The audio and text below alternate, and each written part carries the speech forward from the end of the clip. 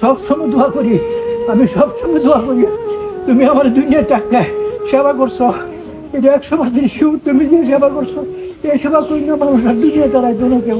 তুমি আমার সেবা করছো, যখন ডাক দিছি সব ফালা এসে তুমি আমার সামনে এসে উপস্থিত দিচ্ছ।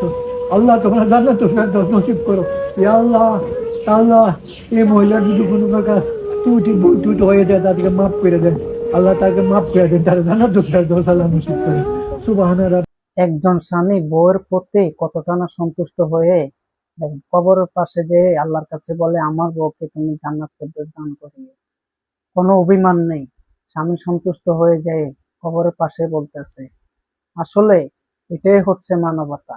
দেখেন, বউয়ের প্রতি কোনো অভিযোগ নেই, বলতেছে আমার বউ আমি যখনই ডাক দিছি তখনই চলে আসছে, এর সেবার মতো আমি আর কাউকে এই পৃথিবীতে পাবো না।